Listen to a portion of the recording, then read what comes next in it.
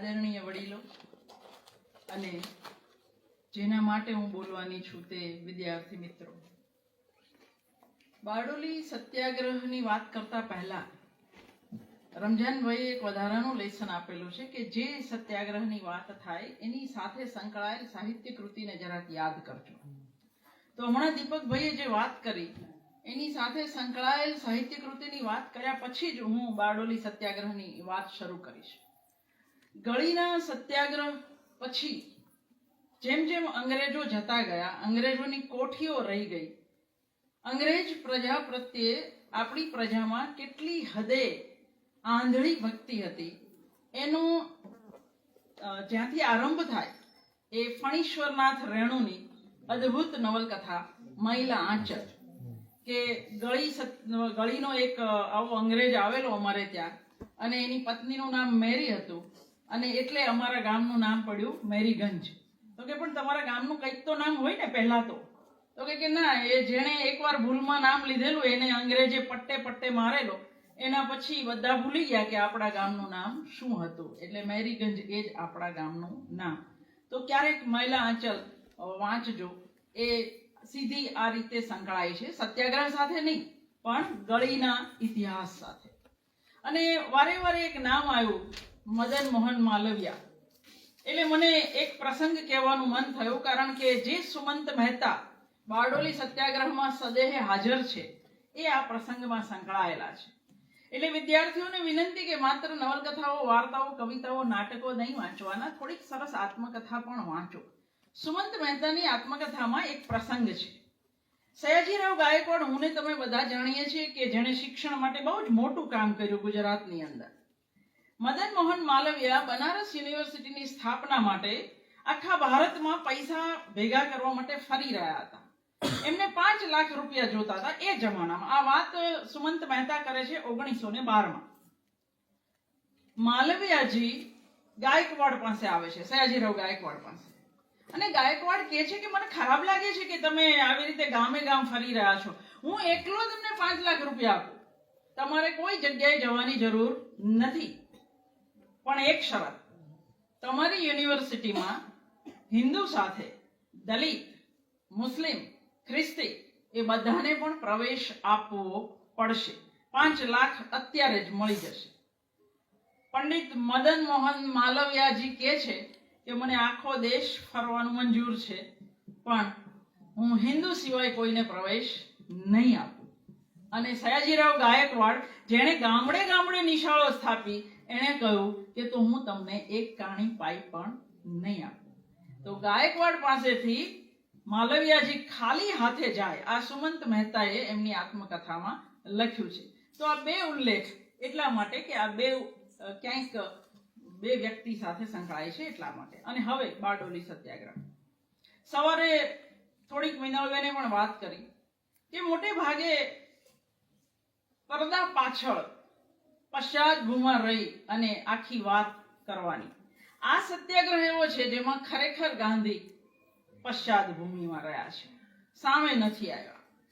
અને આ સત્યાગ્રહને આજના દિવસોમાં જ્યારે ગાંધીને વધારે ને વધારે ઝાંખા પાડવાના બહુ જ પ્રયત્નો થાય છે ત્યારે, અને ખાસ કરીને અમે તો યુનિવર્સિટીમાં છેલ્લા 5-7 વર્ષમાં આવા વ્યાખ્યાન બહુ સાંભળ્યા. આર્મીના ગણવેશમાં જ આ વ્યાખ્યાન આપવાવાળા હંમેશા આવે, જેથી કરીને વિદ્યાર્થી બહુ જ પ્રભાવિત થાય. અને પછી મારા જેવા કોઈ પૂછે, મેં પૂછેલું કે સાહેબ તમે એવું કહો છો કે ગાંધી કશે જ નથી ભારતની આઝાદીમાં, તો બારડોલી, ખેડા વગેરેનું આપણે શું કરીશું? દાંડી વગેરે નહીં, वो तो सिर्फ ખેડૂત के प्रॉब्लम थे, वो कोई सत्याग्रह वत्याग्रह नहीं, गांधी का कोई रोल है ही नहीं. તો આ તમારો સમય છે, તમે આ સમયમાં જીવી રહ્યા છો જ્યાં તમારા માથા પર સતત હેમરિંગ થાય છે કે ગાંધી જેવું કશું હતું જ નહીં. એ સમયમાં આપણે ગાંધીજીની પશ્ચાદભૂમિમાં છે એવા સત્યાગ્રહની વાત કરીશું. મને માફ કરજો, એક એવી દવા ચાલે છે જેમાં હું પાણી વગર બિલકુલ વાત નથી કરી શકતી.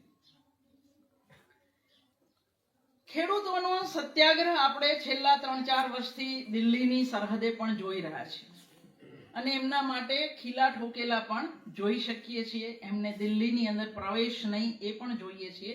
એ સમયગાળામાં તમે ખેડૂતોના પ્રશ્નોથી બિલકુલ પરિચિત હોવા જોઈએ.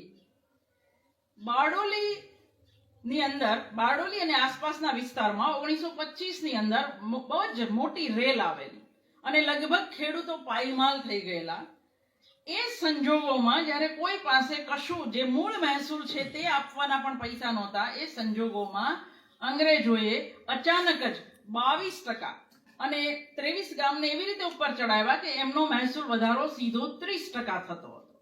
આ 30% કોઈ રીતે ભરી શકે એમ નહોતા. નરહરી પરીખ, રવિશંકર મહારાજ અને મોહનભાઈ આ ત્રણેય ઘણા સમયથી લગભગ ડિસેમ્બર નવેમ્બરથી દોડી રહ્યા હતા આસપાસના ગામડાઓમાં, અને પછી એમને લાગે છે કે કોઈક રીતે આમાં આપણે સરદાર પટેલને વચ્ચે લાવવા પડશે, કારણ કે ખેડા સત્યાગ્રહ જે 1918માં થયો, ચંપારણ પછી તરતનો, એની આગેવાની પણ વલ્લભભાઈ પટેલે લીધેલી. એટલે એ લોકો એને મળવા જાય છે. પણ એના પહેલા એક મહત્વની વસ્તુ કે અંગ્રેજો આવા જ હતા આંખ મીચીને મહેસૂલ વધારે એવા તો નહીં. ફ્રેઝર ટાયલર નામના એક અંગ્રેજ અધિકારીએ 1841માં કહ્યું હતું કે મહેસૂલ અકારણી એ ખેડૂતના કલ્યાણનો વિષય હોવાથી એ અકારણી કરતા આપણે એ વિચારવું જોઈએ કે સરકારે ખેડૂતની પાસે કેટલું રહેવા દેવું જોઈએ, નહીં કે ખેડૂતે સરકારને કેટલું આપવું જોઈએ. હંમેશા પહેલા વિચાર ખેડૂતનો કરવો જોઈએ. 1864માં મુંબઈના ગવર્નર સર બાર્ટલ ફ્રીયરે કહ્યું હતું કે સરકારે સાફ ઠરાવ્યું છે કે સરકારની તિજોરીની શી સ્થિતિ છે એનો વિચાર ગૌણ છે, ખરો વિચાર લોકોના કલ્યાણનો છે. તમે એવું ના કહી શકો કે અમારી તિજોરી ખલાસ થઈ ગઈ છે એટલે અમને વધારે મહેસૂલ આપો. નહીં, પહેલા લોકોનું કલ્યાણ. મહેસૂલ વધાર્યા ઘટાડ્યાથી ખેડૂતની શી સ્થિતિ થશે એનો સૌથી પહેલા વિચાર થવો જોઈએ. આ 1841 અને 1864માં વિચારનારા અંગ્રેજો હતા. પણ જ્યારે 1925 આવે છે ત્યારે આ જ અંગ્રેજ અમલદારોનો એવો વટલી ગયા છે કે એ કહે છે કે શું કરીએ, અમારી તિજોરી પૂરી થઈ ગઈ છે, મહેસૂલ વધાર્યા વગર અમારો છૂટકો નથી. તો સમય આટલો પલટાઈ ગયો છે. 1928માં થયેલો બારડોલી સત્યાગ્રહ ભારતીય સ્વાતંત્ર્ય સંગ્રામની એક મહત્વપૂર્ણ ઘટના છે. હું જેને વાંચવાનો શોખ છે એને પહેલા જ કહી દઉં કે એકદમ રસાળ શૈલીમાં બહુ જ મજા આવે રીતે બારડોલીનો સત્યાગ્રહ મહાદેવભાઈ દેસાઈએ લખેલો છે. અને ડાયરી નંબર 4, ડાયરી નંબર 12 એની અંદર પણ સીધું જ આ સત્યાગ્રહ વિશે તમને જોવા મળે. એટલે ધારો કે એ વાંચવાની તૈયારી હોય તો એ હું બેઉમાંથી લાવીશું.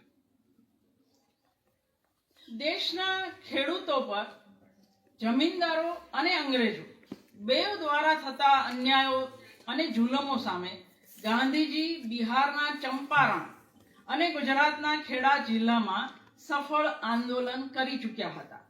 આ બંને ચળવળના અંતે ખેડૂતોએ વિજય મેળવ્યો એવું આપણે કહી શકીએ. બેઉ આંદોલનમાં આખા દેશમાં એક નવી ચેતનાનો સંચાર થયો.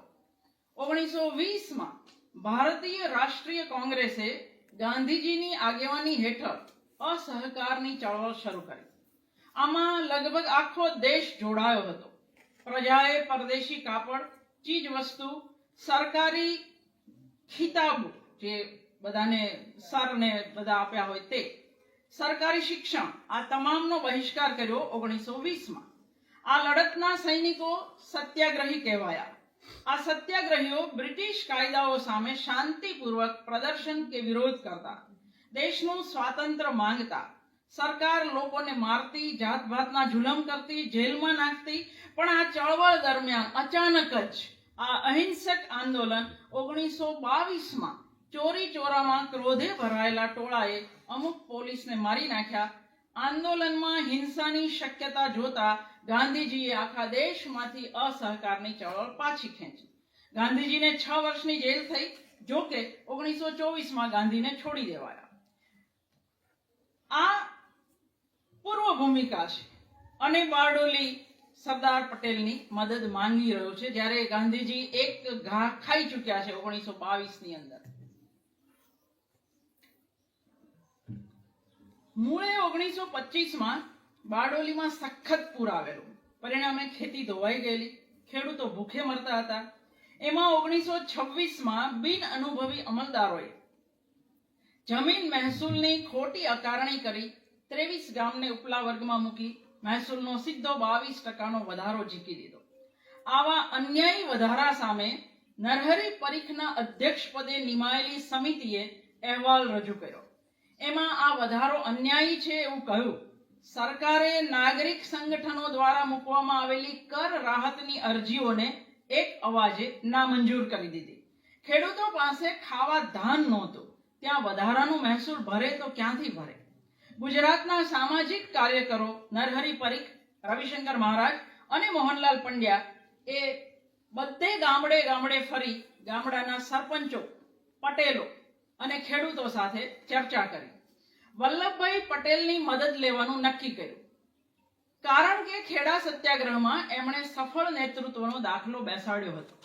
પટેલે શરતો મૂકી, ગામડાની એકમતી અને ભાગીદારી હશે તો જ હું નેતૃત્વ કરીશ.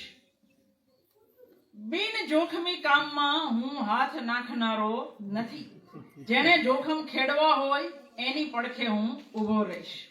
એમણે લોકોને ચેતવ્યા પણ ખરા કે જમીનો, ઢોર ઢાંખર, માલ મિલકત જપ્ત થઈ શકે છે, જેલમાં પણ જવું પડે, ખતમ પણ થઈ જવાય. પણ ગામડાના લોકોએ એક અવાજે કહ્યું કે તેઓ કોઈ પણ સંજોગોનો સામનો કરવા તૈયાર છે. પછીથી પટેલ ગાંધીજીને આ મુદ્દો હાથમાં લેવા માટે જણાવે છે. ગાંધીજી માત્ર આશીર્વાદ આપે છે. ગાંધી કે કોંગ્રેસ કોઈ આ ચળવળમાં સીધો ભાગ ભજવશે નહીં એવી સ્પષ્ટતા કરે છે. અને ગાંધી ખરેખર બારડોલી નથી ગયા. જ્યારે સરદાર પટેલની ધરપકડ થશે એવો અંદેશો આવ્યો ત્યારે છેક ઓગસ્ટની અંદર, આ લડત શરૂ થઈ ડિસેમ્બરથી, પછીના ઓગસ્ટમાં ગાંધી જાય છે કે ધારો કે પટેલ પકડાય તો ગાંધી ત્યાં હાજર હોય. પછીથી વલ્લભભાઈ પટેલે મુંબઈના ગવર્નરને પ્રાકૃતિક આપદાને કારણે કરવેરામાં રાહત માંગતો એક પત્ર લખ્યો. મહેસૂલમાં વધારાનું ગેરવાજબીપણું દર્શાયું. ગવર્નરે એ પત્રની અવગણના કરી અને કર જમા કરવાની તારીખની ઘોષણા કરી. વલ્લભભાઈ પછીથી સત્યાગ્રહની આગેવાની લેવા તૈયાર થયા. બારડોલી જઈ એમણે મુખ્ય કાર્યકરોની છાવણી ઊભી કરી. દરેકના એક વિભાગપતિ નિમ્યા. આ વિભાગપતિઓની એક યાદી હું તમને પછી આપું. વલ્લભભાઈના હિંમત ભર્યા જુસ્સાદાર ભાષણોથી ખેડૂતોમાં શુરાતન પ્રગટી. જમીનો અને મિલકતો જપ્ત થઈ છતાં ખેડૂતોનું ખમીર જળવાઈ રહ્યું. તૂટી ગયા પણ નમ્યા નહીં. આખા દેશે 12મી જૂને બારડોલી દિવસ ઉજવ્યો અને દેશે પણ આ સત્યાગ્રહને નૈતિક ટેકો આપ્યો. પછીથી પટેલે બારડોલી તાલુકાના તમામ ખેડૂતોને કર ન ભરવાની સલાહ આપી. એમણે બારડોલીને નાના નાના વિભાગોમાં વહેંચ્યો. દરેક વિભાગને પોતિકા સ્વયંસેવકો ફાળવ્યા. સરકારી અધિકારીઓની હિલચાલ પર પણ નજર રાખવા માટે માણસો નીમવામાં આવ્યા. ત્યાં આગળ સરકાર કશું નક્કી કરે ત્યાં અહીંયા સંદેશો આવી જતો, મોબાઈલ નહોતા તોય. વલ્લભભાઈએ તમામ ખેડૂતોને અહિંસક રહેવા ચેતવણી આપી. સરકારી દમન સામે કોઈ પ્રતિઘાત ન કરવા કહ્યું. એમણે ખેડૂતોને ખાતરી આપી કે માત્ર કર માફી નહીં પણ જ્યાં સુધી ખેડૂતોની જપ્ત કરેલી જમીન પાછી નહીં મળે ત્યાં સુધી આપણું આ આંદોલન ચાલુ રહેશે. બારડોલીના ખેડૂતોને આખા ગુજરાતે ટેકો આપ્યો. કેટલાક ખેડૂતોએ એમની મિલકત સગા સંબંધીઓને ત્યાં સંતાડી.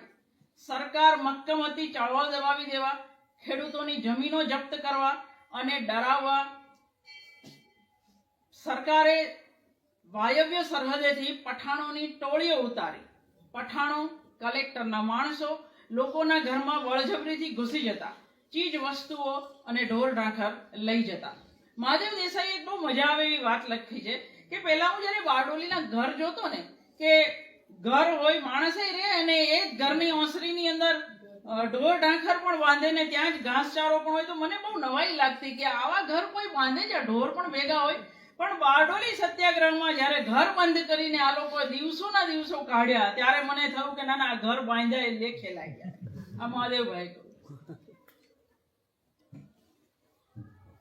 સરકારે ખેડૂતોની જમીન અને ઘરની લીલામી શરૂ કરી, પણ વલ્લભભાઈની આણ ફરી વળી હતી. ગુજરાત કે આખા દેશમાંથી કોઈ આ જમીન ખરીદવા આગળ આવ્યું નહીં. દરેક ગામના નિમાયેલા સ્વયંસેવકો લીલામી અધિકારીને દૂરથી આવતો જુએ એટલે બ્યુગલો વગાડે. એ બ્યુગલ સાંભળી ખેડૂતો ગામ છોડી આસપાસના જંગલોમાં છુપાઈ જાય. અધિકારીઓને આખા ગામ ખાલી ખમ મળે. કયું ઘર કોની માલિકીનું છે એ કહેવાવાળો પણ ગામમાં એક માણસ ન મળે. મુંબઈના થોડાક અમીર પારસીઓએ આ જમીનો ખરીદી હતી એવું નોંધાયું છે. એકાદ ગામે કરવેરો ભરેલો એવું પણ નોંધાયું છે. પણ પછી વલ્લભભાઈના કહેવાથી એ ગામ આખાનો સંપૂર્ણ બહિષ્કાર. વલ્લભભાઈની અંદર એ આવડત હતી, એમણે સામાજિક જે સંસ્થાઓ હતી, પંચાયતો હતી, એનો પણ પૂરેપૂરો ઉપયોગ કરેલો બહિષ્કારની અંદર. ખેડૂતો પરના અત્યાચારોના વિરોધમાં ભારતના કેટલીય વિધાનસભાના સભ્યોએ પોતપોતાના પદો પરથી રાજીનામા આપ્યા. ખેડૂતોને ટેકો જાહેર કર્યો. ચો તરફથી સરકારની ઘોર નિંદા થઈ. રવિશંકર મહારાજ, શિવાનંદજી, અમૃતલાલ વગેરેને જેલની સજા થઈ. સરકારના જુલમોએ જ્યારે માઝા મૂકી ત્યારે ગામ પટેલો અને તલાટીઓએ રાજીનામા આપ્યા. લડતના ખર્ચને પહોંચી વળવા માટે વલ્લભભાઈ પટેલ આખા દેશ સામે ટહેલ નાખે છે અને પૈસાનો જાણે કે વરસાદ વરસે છે. એટલા પૈસા ભેગા થયા કે બારડોલી સત્યાગ્રહ પત્યા પછી પણ એ પૈસા વધેલા. બારડોલી સત્યાગ્રહના જે છાવણીધારીઓ હતા એ વાલોડમાં ચંદુલાલ દેસાઈ, સરભાણમાં ડોક્ટર સુમંત મહેતા, જેની મેં હમણાં વાત કરી, અને રવિશંકર મહારાજ, બામણી દરબાર ગોપાલદાસ, બારડોલી ડોક્ટર ચંપકલાલ ઘિયા અને છબીલ. કોઈ એક માણસ ક્યારેય લડત લડી શકતો નથી. આપણે આના પરથી પાઠ ભણવાનો. એક સમૂહ જોઈએ અને એ સમૂહ એવો હોય જે એના દોરનારનું બિલકુલ બધું જ સાંભળતો હોય. પણ અત્યારે પેદા થયો છે એવો આંધળો સમૂહ નહીં. વરાડ ગામે મોહનલાલ પંડ્યા, બાજીપુરા નર્મદા શંકર પંડ્યા અને રાહાભાઈ પટેલ, વાંકાનેર ભાઈલાલભાઈ અમીન, મોતા બળવંતરાય મહેતા, આફવા રતનજી પટેલ, બાલદા અંબાલાલ પટેલ, બુહારી નારાયણ પટેલ. અને તમે જુઓ કે આ બધામાંથી એક કે બે જ નામ એવા કે જે પછીથી રાજકારણમાં ગયા. બાકી બધા સમાજની સેવામાં જ બધાએ જિંદગી કાઢી એવા જ લોકો છે. બારડોલી સત્યાગ્રહમાં સરદાર પટેલના જે મુખ્ય સાથીદારો હતા એ કુંવરજી મહેતા, કલ્યાણજી મહેતા, ખુશાલભાઈ પટેલ, અબ્બાસ તૈયબજી, ચંદુલાલ દેસાઈ, રવિશંકર મહારાજ, સુમંત મહેતા, મીઠુબેન પીટીટ, ગોપાલદાસ, ચિમનલાલ ચિનોય, કવિ ફૂલચંદભાઈ. આ ફૂલચંદભાઈએ બારડોલીના ગરબા અને ગીતો લખ્યા, જે થોડાક મેં નોંધ્યા પણ છે. દાદુભાઈ દેસાઈ, મોહનલાલ પંડ્યા, કનૈયાલાલ માણેકલાલ મુનશી, એમણે પણ રાજીનામું આપેલું એ સમયે. વલ્લભભાઈના ભાઈ વિઠ્ઠલભાઈ એ તો અંગ્રેજોની ચૂંટાયેલી પેલી વિધાનસભામાં હતા અને છતાંય એ દર મહિને, જ્યાં સુધી બારડોલી સત્યાગ્રહ ચાલે ત્યાં સુધી દર મહિને 1000 રૂપિયા, આ એ સમયગાળાના 1000 રૂપિયા વિઠ્ઠલભાઈ પટેલ આપે છે. મહાદેવ દેસાઈ તો સત્યાગ્રહ પૂરો થયો પછી પણ જે માપણીના અને ગણતરીના કામો હતા, પૂરું થયું ત્યાં સુધી મહાદેવ આની અંદર સંકળાયેલા હતા. આમ તો 6 ડિસેમ્બર 1927 મહેસૂલ નહીં ભરવાનો ઠરાવ થયેલો, પણ 5 ફેબ્રુઆરી 1928 રોજ વલ્લભભાઈ લડતની આગેવાની લે. 29 એપ્રિલે રવિશંકર મહારાજને જેલમાં નાખી સરકાર પહેલ કરે ત્રાસનો. 3 મે 1928 સરકાર સરઘસો પર પ્રતિબંધ લાદે. 27 મે 1928 બારડોલી જડવે સલાક હડતાલ પાડે. તમે ના પાડો છો તો અમે પાડીશું. 4 જૂન મુંબઈ ધારાસભામાંથી ઘણા બધા સભ્યોના રાજીનામા. 12 જૂન 1928 આખો ભારત દેશ બારડોલી દિવસ ઉજવે છે. 17 જૂન સરકારી દમન નીતિ સામે કનૈયાલાલ મુનશીનું રાજીનામું, અને મુનશી બહુ મોટું માથું હતા. 18 જુલાઈના રોજ સરકારે શરતો જાહેર કરી, જેનો 20 જુલાઈએ સ્વીકાર નહીં કરીએ એવો નિર્ધાર આ સમિતિ જાહેર કરે છે.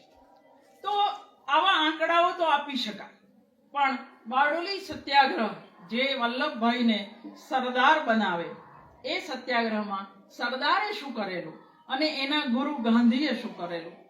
ક્યારેક એવો પણ પ્રશ્ન થાય, મહાદેવ અને સરદારની ડાયરી વાંચતા, મહાદેવ દેસાઈની ડાયરી 1932ની હું વાંચતી હતી. જેમાં એમણે બારડોલી સત્યાગ્રહ વિશે લખ્યું છે કે બેઉ એવું વિચારે કે અમે ગાંધી જેવા ક્યારે થઈશું.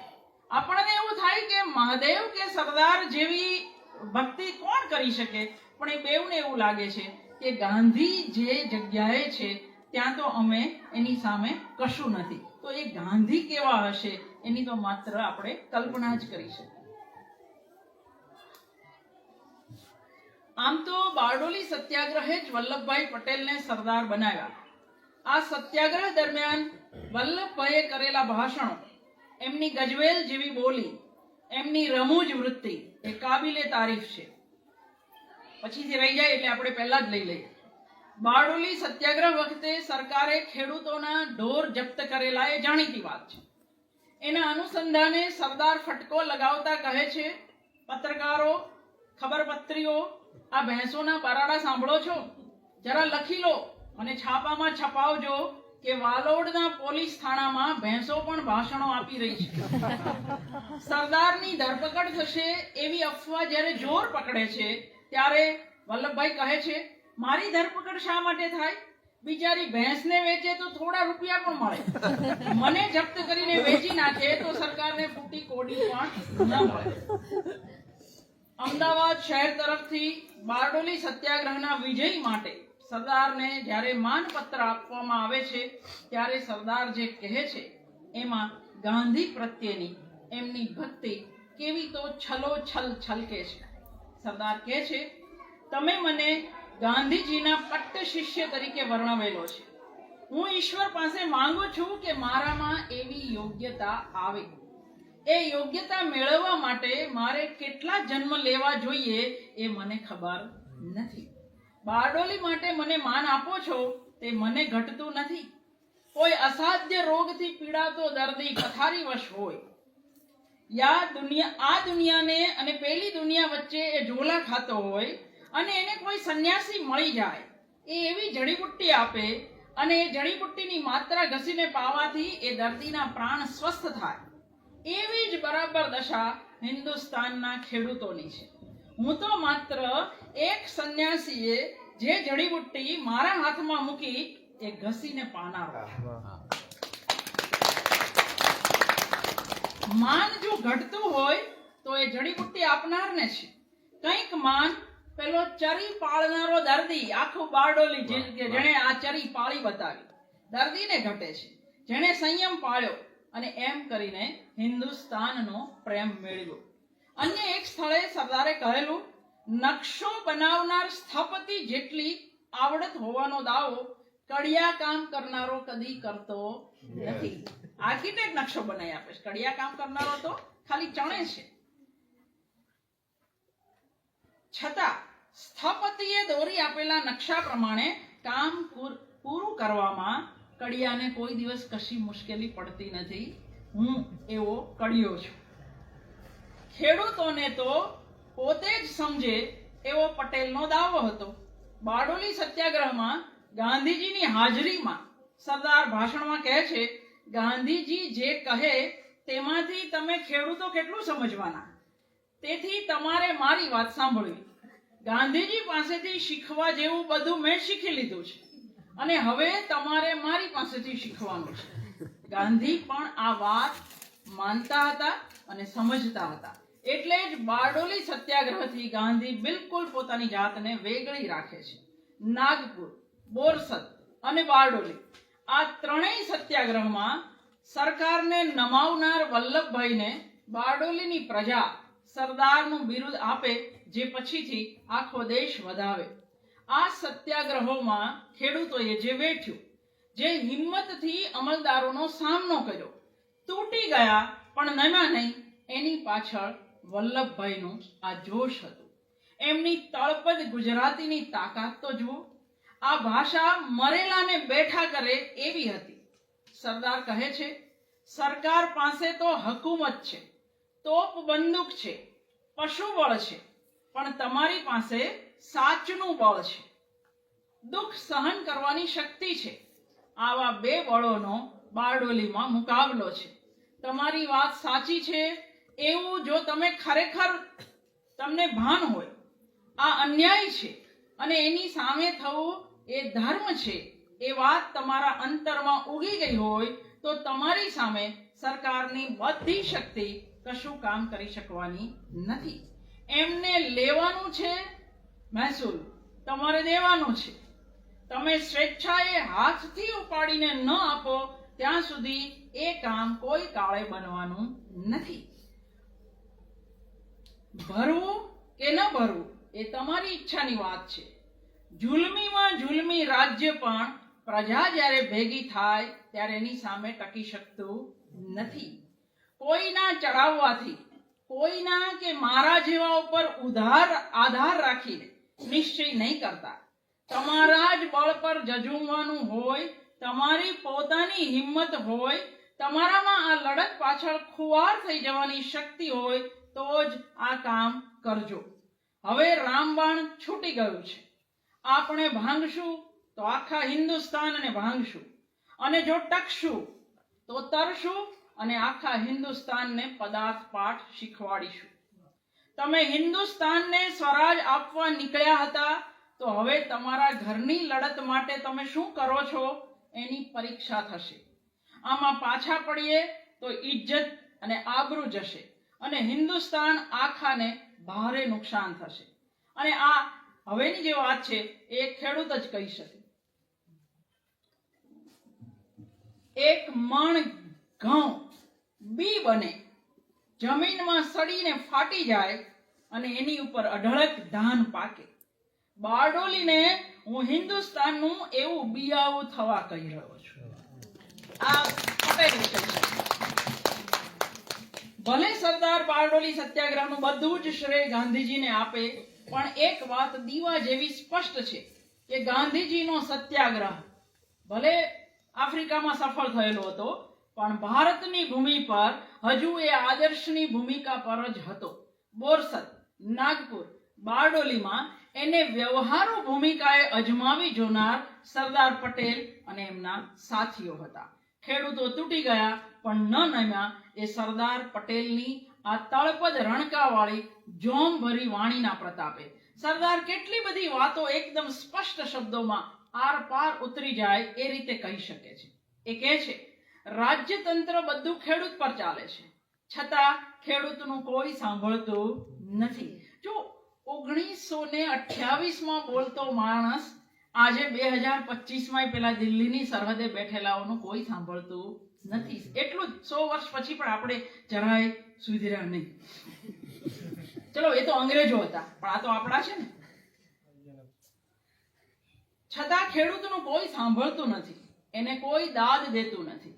આ સ્થિતિ સામે થવું એ તમારો ધર્મ છે, અને તે એવી રીતે સામા થવું કે જેથી ઈશ્વરને ત્યાં જવાબ દેવો પડે એ દિવસે તમને ભારે પડવું જોઈએ નહીં.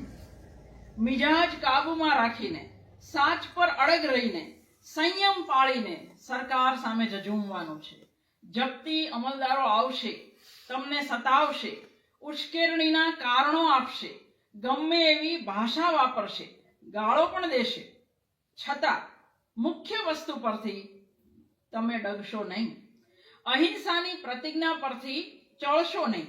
શાંતિથી ને સંયમથી દ્રઢ રહેજો કે અમારે હાથે કરીને સરકારને એક પાઈ પણ અમે આપવાના નથી. જોઈએ તો તમે જપ્તીઓ કરો, ખાલસા કરો, ખેતર પર જાઓ, હરાજીઓ બોલાવો, જે કરવું એ કરો, જબરદસ્તીથી કરો, અમારા હાથે તમને કશું મળશે નહીં. એ જ આપણી આ લડતનો મૂળ પાયો છે. અને સરદાર ખાલી બારડોલીમાં નહોતા બેઠા, એ પણ ગામે ગામ રાતે પણ ફરતા રહ્યા હતા. પટેલ કહે છે, સરકાર એકેય ઉપાય બાકી નહીં રાખે. તમારામાં ફાટફૂટ પડાવશે, કજિયા કરાવશે, પણ તમે તમારા બધા અંગત અને ગામના કજિયાને હમણાં લડત ચાલતા સુધી કૂવામાં નાખજો. જિંદગી સુધી જેની સાથે ન બોલ્યા હો અને અબોલા હોય એની સાથે પણ હમણાં તો બોલજો. આજે ગુજરાતની ઇજ્જત તમે તમારા હાથમાં લીધી છે એ સંભાળજો. કેટલાકને જમીન ખાલસા થવાનો ભય છે, પણ ભાઈ ખાલસા એટલે શું? સરદાર કહે છે બારડોલીના ખેડૂતોને, તમારી જમીનો ઉખાડીને સરકાર સુરત કે વિલાયત લઈ જઈ શકશે? નહીં લઈ જઈ શકે, એ અહીં જ રહેવાની છે. જપ્તીના પીળા કાગળિયા સરકાર આપતી. જપ્તીના પીળા કાગળિયા આવે એને તમારી લડતના સંભારણા તરીકે આઈનામાં મઢાવીને ઘરમાં લટકાવી રાખજો. તમારી ભવિષ્યની પ્રજા પણ એને જોઈને અભિમાન લેશે કે અમારા બહાદુર બાપ દાદાઓ સરકાર સામે લડ્યા હતા. આખું જગત ખેડૂત પર નભે છે.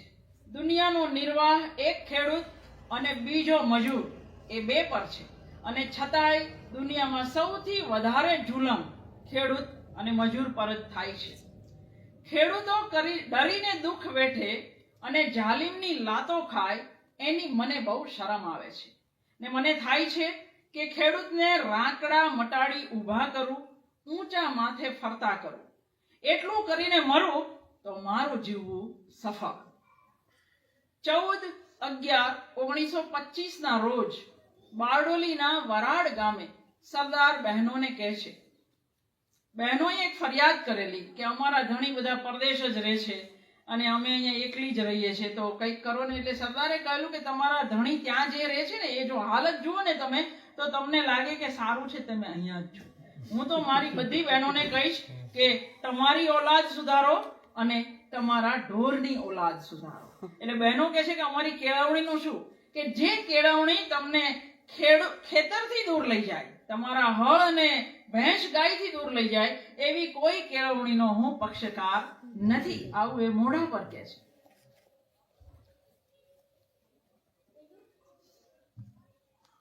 સરદાર બહેનોને કહે છે, આવતી મોસમમાં હું કેટલાક ગામ એવા જોવા ઈચ્છું છું જેમાં પરદેશી સૂતરનો એક તાંતણો ન હોય, એકેય કેસ કોર્ટે ચડતો ન હોય, ગામમાં એકેય તળો ન હોય, સ્ત્રીઓને કોઈ ત્રાસ ન હોય, એકેય બાળ લગ્ન ન હોય, એકેય લગ્ન વરો કે મરણ વરો ન હોય. આ સ્થિતિ લાવવામાં બહેનો સૌથી વધારે ટેકો આપી શકે.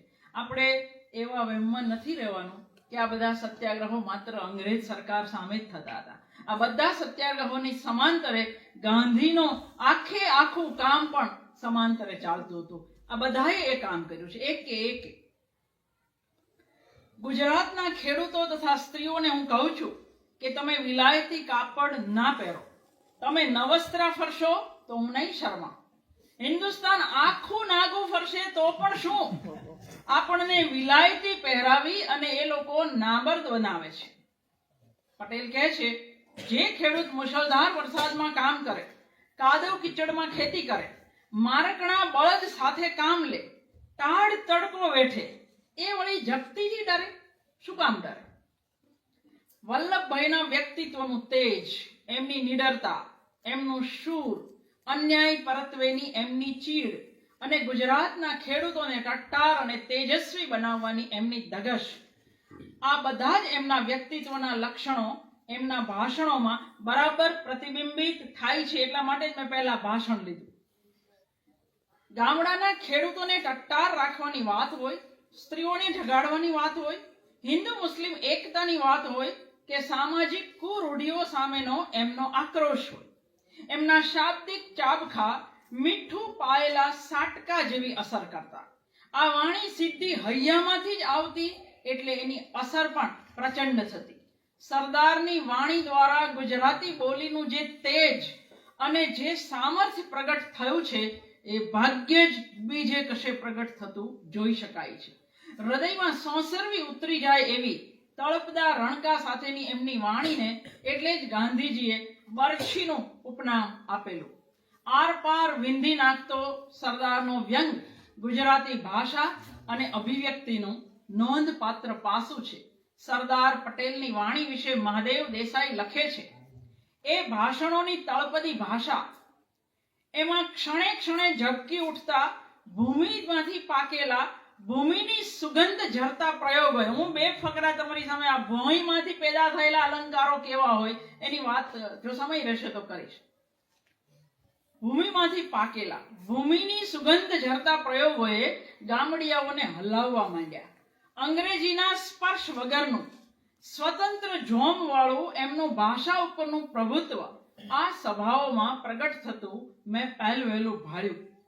આ કાળે સરદારની ભાષામાં જે ઓજસ હતું એવું ઓજસ મેં બીજે કશે જોયું નથી. અને આ ભાષાનો મરમી મહાદેવ દેસાઈ લખે છે. શારદાબેન મહેતા કહે છે, કારણ કે સુમંતભાઈ અને શારદાબેન મહેતા પણ આ બારડોલી સત્યાગ્રહમાં જોડાયેલા છે. એ કહે છે કે પટેલનો એક એક બોલ અંતરના ઊંડાણમાંથી આવતો લાગે છે. વલ્લભભાઈ ઈશ્વરી પ્રેરણાથી બોલતા હોય એવું લાગે છે. પરિસ્થિતિ એમને વાચા આપે છે અને સાંભળનારને ઉચ્ચ ભૂમિકાએ લઈ જાય છે. શ્રોતાઓને સરદારની કુવાડા જેવી તીખી જીભ ગમતી હતી.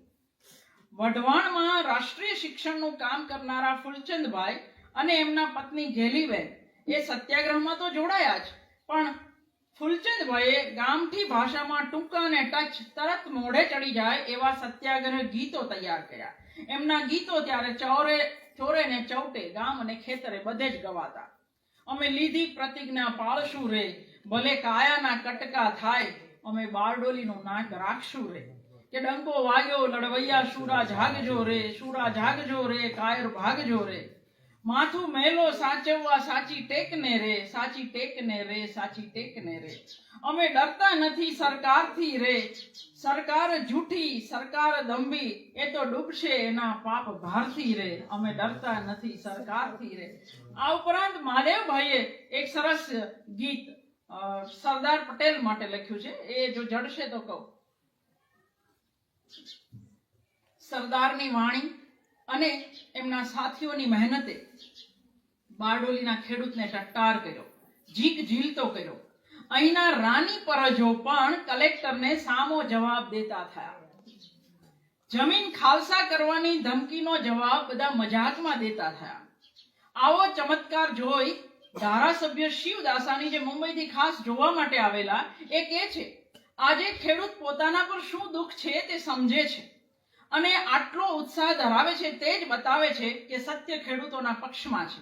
2 મહિના પહેલા મને શંકા હતી.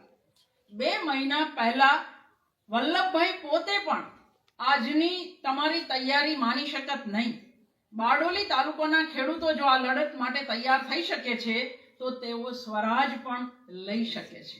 હું માનું છું કે અંગ્રેજી રાજ્યના કફનમાં આ લડતથી પહેલો ખિલ્લો ઠોકાઈ. આ દેશની પ્રજા સ્વરાજ માટે લાયક છે એ આ લડતથી દુનિયા સામે સિદ્ધ થઈ જશે.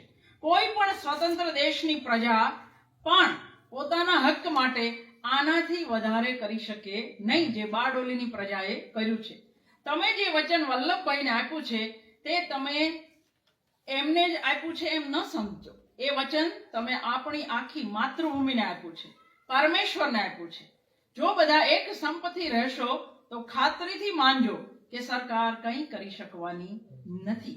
ધારાસભ્યના 3 સભ્યો ખેડૂતો સાથે કઈ રીતે સહાનુભૂતિ બતાવવી એનો વિચાર કરતા કરતા બારડોલીથી રવાના થયા. ભેંસોની જપ્તી માટે સરકારને માણસો નથી મળતા, કલેક્ટર આવે એને વાહન નથી મળતું, જપ્તી અમલદારોને ગામમાંથી સીધું સામાન પણ નથી મળતું, ખાવાનું પણ.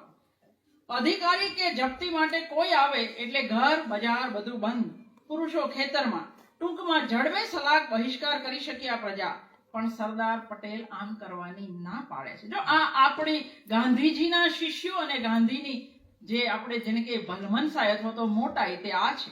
એ કહે છે કોઈની જિંદગીની જરૂરિયાતો અટકાવવી, દૂધ શાક ધોબી હજામ ન મળે એવું કરવું, એને હું સત્યાગ્રહ કહેતો નથી.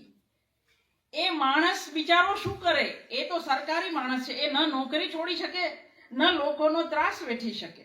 આવી સ્થિતિમાં કોઈને મૂકવો એ સત્યાગ્રહ નહીં પણ ઘાતકીપણું કહેવાય. જપ્તીના કામમાં એને કોઈ જાતની મદદ ન કરો એ બરાબર છે, પણ એને કહી દેવું કે અમને તારા પર કોઈ રોષ નથી. તમે ખ્રિસ્તી હો, હિન્દુ હો, મુસલમાન હો, અમારે તો બધા સરકારી નોકર એક સરખા છે, પણ એને ખાવાનું નહીં આપવું એવું નહીં કરવાનું. સરકારે સૌથી પહેલી ધરપકડ રવિશંકર મહારાજની કરી. એમની ધરપકડના દિવસે ગાંધીજીએ પત્ર લખ્યો કે રવિશંકર, તમારી જગ્યાએ હું પકડાયો હોત તો મને વધારે આનંદ થાય. સરકાર કે ભય વગેરેની વાતો કરવાને બદલે હવે પટેલ માત્ર અહિંસા અને શાંતિની વાતો કરવાની શરૂ કરે છે.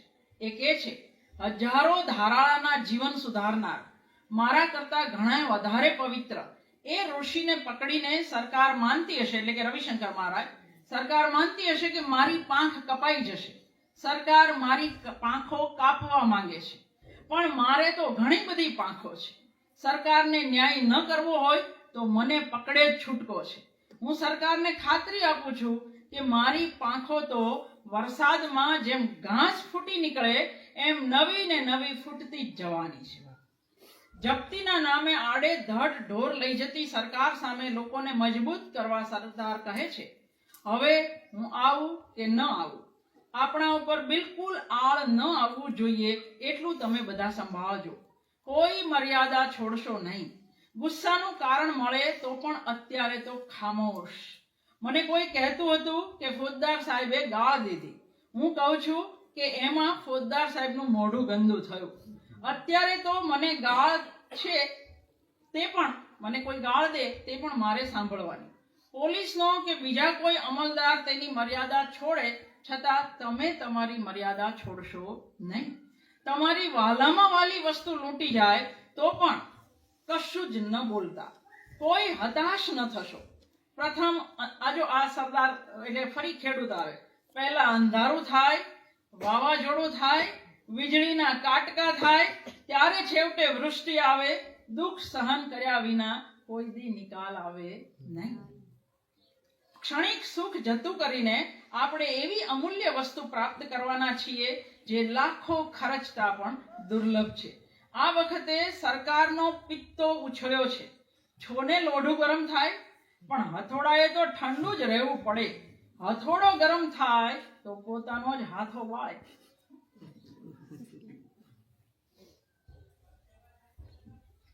વાણિયા, પારસી, દરજી, કુંભાર કોઈ સરકારી ત્રાસમાંથી બચ્યા નહોતા. એવું નથી કે માત્ર ખેડૂતો પર જ ત્રાસ હતો, બધા પર. મે મહિનો પૂરો થવા આવ્યો ત્યારે તો ત્રાસ અતિ વધી ચાલ્યો. એક બે મહિનાનો ત્રાસ નથી, નવેમ્બરથી શરૂ થયેલી આખી વાત હજુ મે મહિનો આવ્યો તો ત્રાસ વધી રહ્યો છે.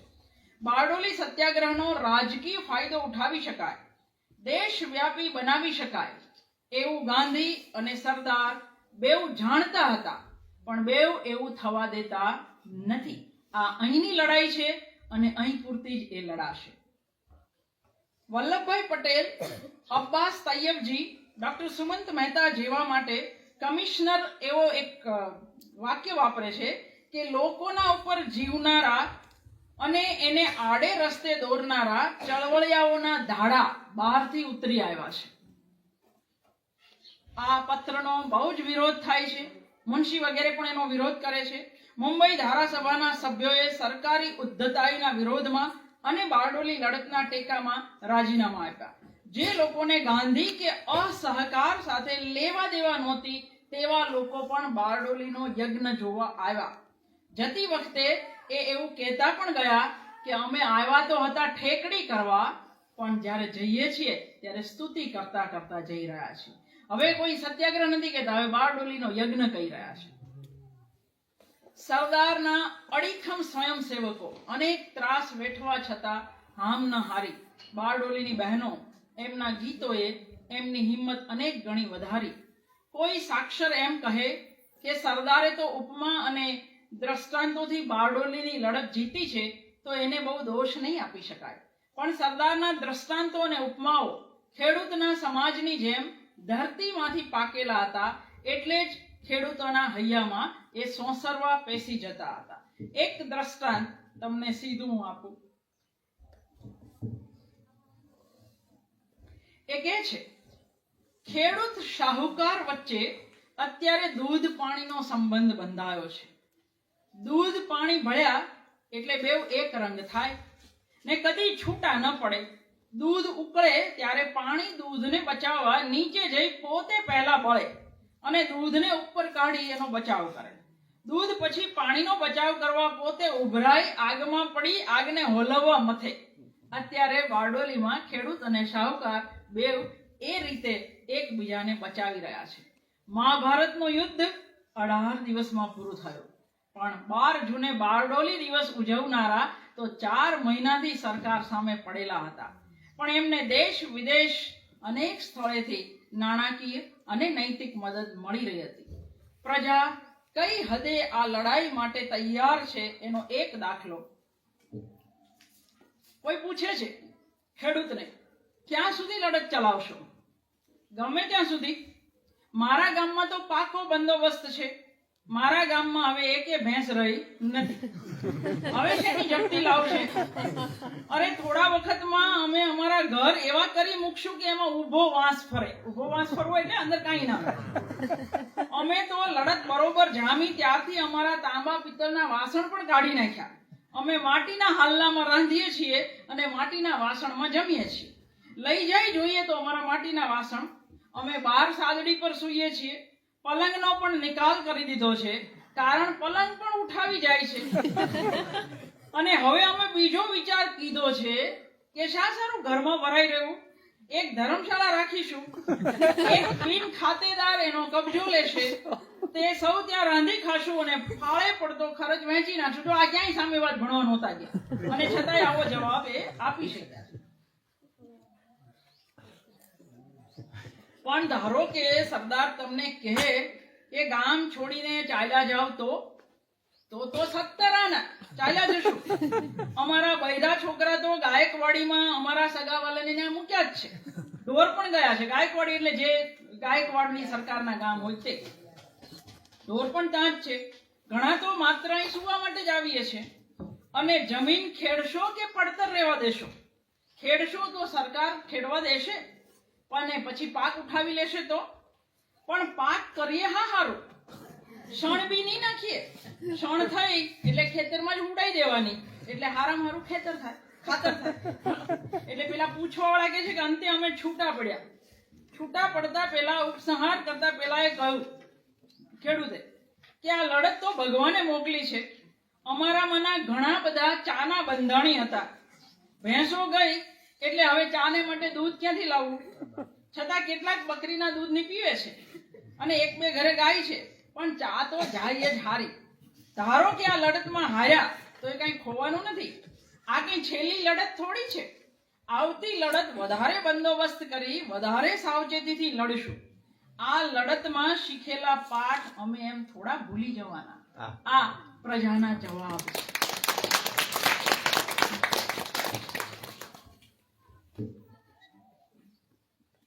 સત્યાગ્રહમાં જીત થઈ. સત્યાગ્રહ પૂરો થયો. દેશભરમાંથી અભિનંદનનો વરસાદ વરસ્યો. પછી સૌ પોતપોતાના ઘરે ગયા. ખાધું પીધુંમાં રાજ કર્યું એવું નહોતું, બિલકુલ નહોતું. કોઈ ઘરે નહોતા ગયા. આ બધી જ નિમાયેલી સમિતિઓ, આમાં એક પ્રકાશન સમિતિ પણ હતી જે જુગતરામ કાકા વગેરે ચલાવતા હતા. અને એ પ્રકાશન સમિતિ કાયમ રોજે રોજ પત્રિકા છાપતી. એવું કહે છે કે શરૂઆત 500 પત્રિકાથી થઈ અને પૂરું થયું ત્યારે 4000 થી 5000 પત્રિકા વેચાતી. ખેડૂતોની લીલામ થયેલી કે જપ્ત થયેલી જમીનનો ટુકડે ટુકડો જ્યાં સુધી પાછો ન મળ્યો, રાજીનામું આપેલા તમામ તલાટી, તમામ પટેલોને ફરી નોકરી ન મળી, ત્યાં સુધી આ બધા જ સત્યાગ્રહીઓએ પોતપોતાના ગામ છોડ્યા નહોતા. આ લડાઈ ત્યાં સુધી ચાલુ રહી હતી. સરદારના ભાષણોમાં બારડોલી ઉપરાંત સ્વરાજની વાત, સ્વચ્છતાની વાત, છેવાડાના માણસની વાત, અહિંસા અને સહિષ્ણુતાની વાત, ભાઈચારાની વાત અને કુરિવાજોને છોડવાની વાત, આ બધી જ વાતો પણ પટેલ પોતાની વાતમાં સાંકળી લેતા. અને પૂરું કરું છું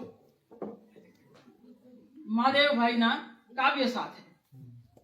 શુભ દિન શુભ ઘડી વીર વધામણી, ચકિત વિસ્મિત બની દેશ પરદેશની, દ્રષ્ટિ દોડી રહી બારડોલી ભણી, ત્રાસ અન્યાયના અમલ ઉતરી ગયા, અભયથી ફૂલની છાતી ખેડૂતણી, સત્યને શાંતિના વિજય વાગી રહ્યા, હરખથી ગાતું સૌ કીર્તિ વલ્લભ તણી, નિબિડ નૈરાશ્યમાં તિમિર તો ટળી ગયા, આશથી ઝળકતી આંખ ભારત ભણી.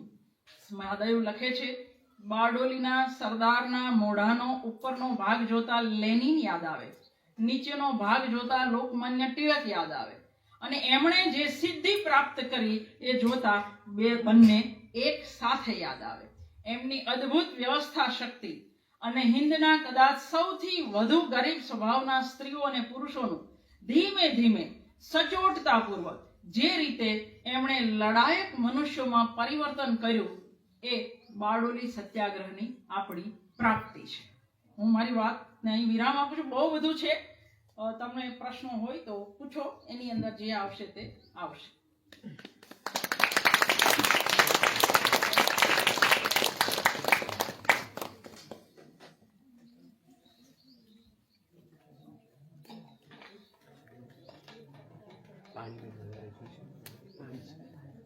હજી એક ગુટલો છે પછી આ જે સરદાર પહેલા ગાંધીની ઠેકડી ઉડાડતા એ પછી એટલે કેવું 1917 ગોધરામાં તો એ બે મળે છે, પણ એની પહેલા જ્યારે ગાંધી આવે છે પરદેશથી અને મહાત્મા શબ્દ બહુ જલ્દી એની સાથે જોડાઈ જાય છે, ત્યારે સરદાર અમદાવાદની વકીલોની ક્લબમાં બેઠા બેઠા સિગરેટ ફૂંકતા ફૂંકતા કહે છે કે આપણે ત્યાં મહાત્માઓ બેશુમાર છે, એમાં એકનો વધારો થયો. એટલે જે દિવસે સરદાર પટેલ ગોધરાની અંદર ગાંધીને મળે અને એ નરહરિભાઈને કહે કે નરહરી, આ માણસના પગમાં બેસી જવાનું મન થાય છે. અને આ જ સભામાં જનાબ ઝીણા પણ બોલવાના હતા અને ગાંધી એને ગુજરાતીમાં બોલવાનું કહે છે જાહેરમાં.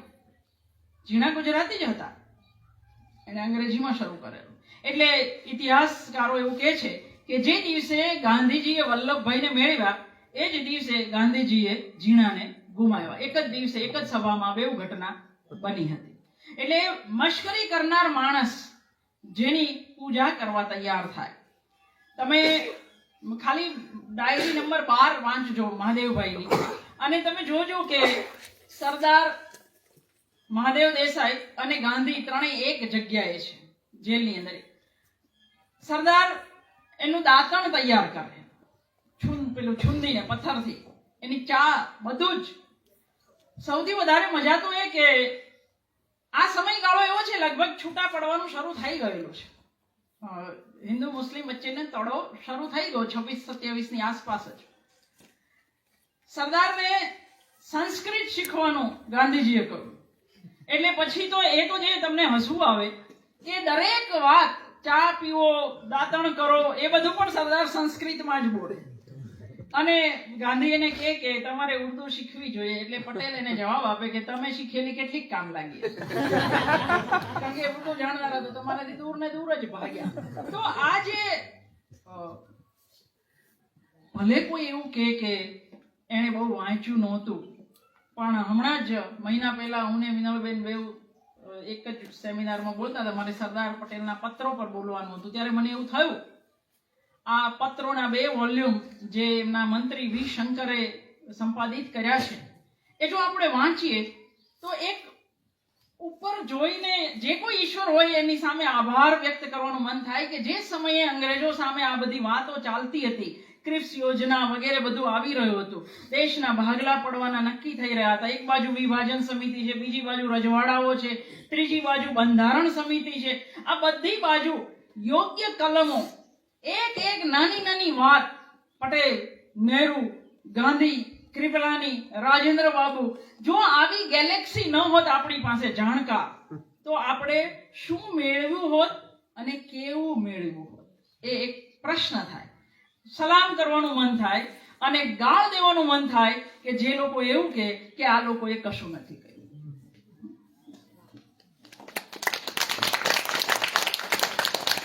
એટલે છેલ્લે કહેવાનું એટલું કે આ તો વાંચજો જ, મહાદેવભાઈની ભાષા પર પ્રસન્ન થઈ જશો, પણ સાથે સાથે આ સમયગાળાની બધી જ આત્મકથાઓ, આ બધાએ શું કર્યું, એ લોકો કેટલા નિરાશ થયા. કૃપલાની જે 83 સુધી જીવ્યા, 83 સુધી, જેને કટોકટી પણ જોઈ, કોંગ્રેસનો રાસ પણ જોયો, ઇન્દિરાનો કટોકટી પણ જોઈ, એ બધા પોતાની આત્મકથામાં શું વાત કરે છે, રાજેન્દ્ર બાબુ શું કહે છે, મૌલાના આઝાદ શા માટે સરદાર પટેલને મુસ્લિમ વિરોધી કે શા માટે, અને જયપ્રકાશ નારાયણ શા માટે ટેકો આપે. અને પછીથી જયપ્રકાશ પોતે જ્યારે સમજે ત્યારે કહે કે મારી એ વખતની વાત બિલકુલ ખોટી હતી. રફીક ઝકરિયાનું એક પુસ્તક ક્યા સરદાર મુસ્લિમ વિરોધી થે, આવું આપણે જો વાંચીશું જાતે તો આપણને ખબર પડશે. માત્ર સરદારના પત્રો વાંચશું ને તો તમને થશે કે આ માણસ દિવસના કેટલા કલાક કામ કરતો હશે. આ ભલે અત્યારે મૂર્તિને બધા 18 કલાક ને 17 કલાક ને બધી માથાપોડ કરે, પણ એવું લાગે કે આ સૂતો હશે ખરો એવો પ્રશ્ન થાય. એક બાજુ કાશ્મીરના મહારાજા સાથે ચાલે છે, બીજી બાજુ હૈદરાબાદના નિઝામ સાથે ચાલે છે, ત્રીજી બાજુ જુનાગઢ ભોપાલના નવાબ સાથે ચાલે છે. વિભાજન સમિતિના એચ.એમ. પટેલ સાથેની એક પણ બેઠક એવી નથી, પટેલે નોંધ્યું છે એચ.એમ. પટેલે, કે સરદાર સાહેબ હાજર ન હોય એવી એક પણ મીટિંગ થઈ નથી. અને જો કોઈ એવું માનતું હોય કે વિભાજન એટલે શું, બે દેશના ભાગલા, નહીં. આપણે તો ટાઈપરાઇટર, ટેબલ, પ્રેસ, પૈસા, એક વસ્તુના નાની મોટી ખુરશીઓ અને ટેબલોના ભાગલા કાપેલા છે. એટલે વિભાજન એ જરાય સહેલી વસ્તુ નહોતી. તો એ આ બધું કરતા કરતા એ પણ કરે છે અને આખા દેશના રજવાડાઓના બધા જ રાજાઓ સાથે બિલકુલ માનભેર, બિલકુલ એમની સાથે સન્માન એમનું જાળવીને, એમને કુવાડા જેવી ભાષા અહીં જે છે એ રાજાઓ સામે એમણે નથી વાપરી. કુવાડા જેવી ભાષા સરદારે બે જ વ્યક્તિ સામે વાપરી, એક નિઝામ સામે અને એક જુનાગઢ સામે, બાકી કોઈ જગ્યાએ. એમના વડાપ્રધાનના જે સંદર્ભનો જે પ્રશ્ન બધાના મનમાં હોય, તમે એને કઈ રીતે જુઓ છો?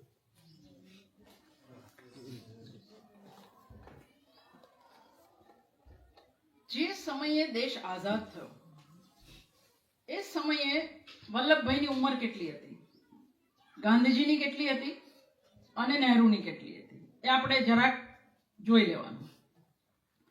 પટેલની બીમારી બધાને ખબર હતી. કાશ ઝીણાની બીમારી પણ ખબર હોત તો દેશ ક્યારેય વહેંચાયો ના હોત. કાશ. પણ ઇતિહાસ હંમેશા જો ને તોથી જ વહેંચાયેલો હોય છે. એટલે કોઈ પણ રીતે, બધી જ રીતે સરદાર પટેલ કાબેલ હોવા છતાં નહેરુની પસંદગી એ યોગ્ય પસંદગી એટલા માટે હતી કે લોકપ્રિયતા, બુદ્ધિ, દેશ માટે કશું આપવું. સરદાર પટેલનો એક પત્ર છે 1947માં લખાયેલો નહેરુ પર, કે આ દેશની આઝાદી વખતે જે નીકળી પડ્યા છે એમાં સૌથી વધારે ગુમાવનાર જો કોઈ હોય તો જવાહર તમે છો. તો સરદાર અને નહેરુને નહોતું ફાવતું, એના પણ કાગળોનું એક આખું પ્રકરણ છે. પણ એ બે વચ્ચે કેટલો પ્રેમ હતો એનું પણ એક આખું પ્રકરણ છે. આપણે માત્ર દુશ્મની જ વાંચવા માંગીએ અને પ્રેમ ન વાંચવા માંગીએ તો ન ચાલે.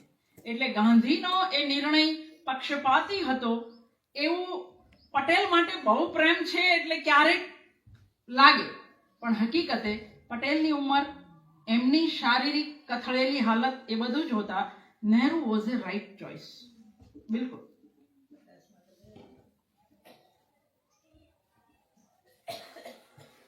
હા, એક વસ્તુ છે કે કાશ્મીરનો પ્રશ્ન જો યોગ્ય રીતે હલ થયો હોત એ સમયે, પણ બે વસ્તુ યાદ રાખવાની. આપણે બધા જ અત્યારે સરદાર પટેલના સ્ટેચ્યુ ઓફ યુનિટી પાસે જઈને વાતો કરીએ છીએ, પણ જે કલમ હમણાં નાબૂદ થઈ 370, સરદાર પટેલે એક પત્રમાં લખ્યું છે કે આ 370 એ કાશ્મીરના જોડાણ માટેની સૌથી મહત્વની કલમ છે અને હું ઈચ્છું કે આ હંમેશા રહે.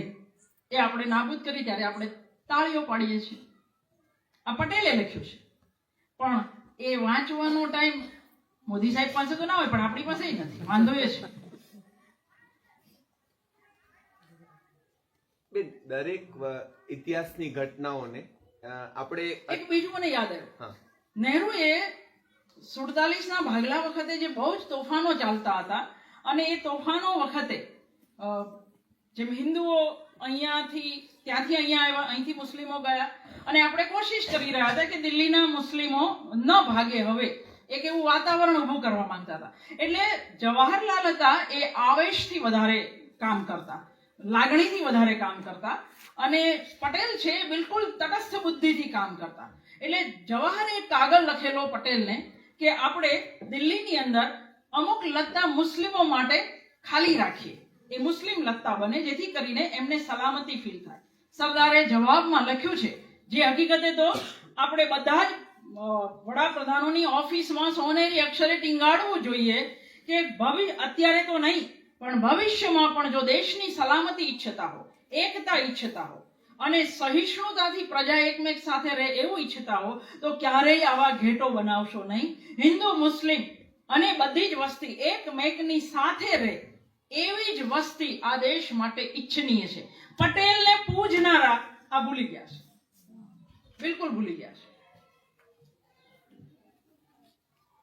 હા, હવે તમે પ્રશ્ન. હા, એટલે ઇતિહાસની આ બધી જ ઘટનાઓને હવે આપણે 2025માં કે એમાં મૂલવીએ છીએ અને આપણા તારણો આપીએ છીએ ત્યારે ક્યાંક આપણે એવું નથી ભૂલી જતા કે એ સમયને ધ્યાનમાં રાખીને આપણે એ વાતને જોવી જોઈએ કે આમ કરવું જોઈતું હતું ને તેમ કરવું જોઈતું હતું. એવી કોઈ પણ વાત, આ તો એક વાત છે, તો કોઈ પણ વાતને એના સમયના સંદર્ભમાં જોવાવી પણ જોઈએ. સમયના સંદર્ભમાં કેવી રીતે જોવાય? જો તમે રાજેન્દ્ર બાબુ વાંચો, જો તમે જેપી વાંચો, જો તમે કૃપલાની વાંચો, જો તમે પટેલ વાંચો, ગાંધી વાંચો, આ બધાને વાંચો તો તમે એને એ સમયના સંદર્ભમાં ઉકેલી શકશો, નહીતર નહીં. જ્યાં સુધી મેં બધું નહોતું વાંચ્યું ત્યાં સુધી, કારણ કે મૌલાના આઝાદ નાનપણમાં બહુ ગમતા એટલે હું પણ મૌલાનાને માનતી હતી. ઇન્ડિયા વિન્સ ફ્રીડમ એમનું પુસ્તક, એની અંદર એમણે સીધું જ કહ્યું છે. એણે તો ત્યાં સુધી કહ્યું છે કે પટેલ પોતે કશું નહોતા, ગાંધીનો સાથ એણે એટલે જ લીધેલો. હકીકતે પટેલ જ્યારે ગાંધીની સાથે જોડાય છે 1917માં, ત્યારે દૂરની ક્ષિતિજે પણ સત્તા ક્યાંય દેખાતી નહોતી. એટલે આ આરોપ બિલકુલ પાયા વગરનો છે, બિલકુલ. પણ નેતાઓ પણ છેલ્લે તો માણસો હોય ને, એટલે એકમેક પર. અને મૌલાના અને સરદાર વચ્ચેના પત્રો તમે વાંચશો તો તમને એના જવાબ પણ મળશે. પણ જેટલું બને એટલું વધારે વાંચો. આપણે તો વાર્તાય બાકી છે, નવલકથાય બાકી છે, કવિતા બાકી છે, નિબંધ બાકી છે, તો આત્મકથાઓ અને જીવન કથાઓ સુધી ક્યાં પહોંચવું? તો પણ પહોંચાય. ઓકે, હવે નથી ને સવાલ? ચાલો, થેન્ક યુ.